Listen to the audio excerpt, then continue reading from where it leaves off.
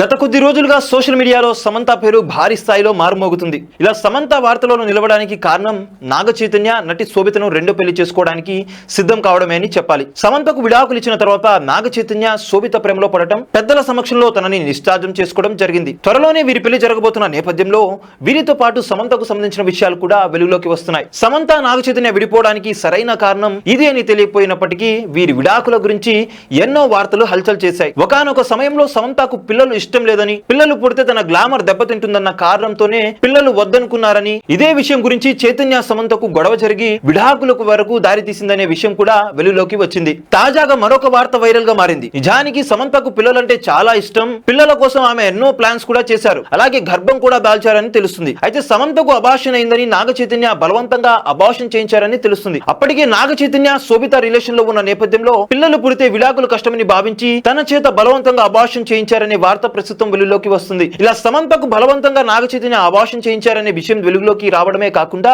గతేడాది ఉమైర్ సంధు సమంత ప్రెగ్నెన్సీని నాగ చైతన్య తీయించారని, నాగ చైతన్య సమంతని చాలా టార్చర్ చేశాడని, ఆ టార్చర్ తట్టుకోలేక సమంత విడాకులు ఇచ్చిందని పోస్టు పెట్టాడు. అయితే తాజాగా నాగ చైతన్య రెండో పెళ్లికి సిద్ధం కావడంతో ఈ వార్తలు నిజమేనని అందరూ భావిస్తున్నారు. ఏది ఏమైనా సమంత నాగ చైతన్య విడాకుల విషయంలో తప్పు సమంతదే అని ఆమెపై విమర్శలు చేశారు. కానీ ఇప్పుడు ఎవరిది తప్పు అనే విషయాలు ఒక్కొక్కటికి వెలుగులోకి వస్తున్నాయి. సో చూసారు కదా గైస్, మరిన్ని ఇలాంటి ఇంట్రెస్టింగ్ వీడియోస్ కోసం చూస్తూనే మా ఛానల్. మీరు కనుక మొదటిసారి మా వీడియోస్ ని చూస్తున్నట్లయితే కనుక మా వీడియోస్ ని లైక్ చేయండి, షేర్ చేయండి, మా ఛానల్ ని సబ్స్క్రైబ్ చేసుకుని పక్కన ఉన్న బెల్ ఐకాన్ కూడా యాక్టివ్ చేసుకోండి. Thank you for watching our video. Till then thank you, see you, bye by.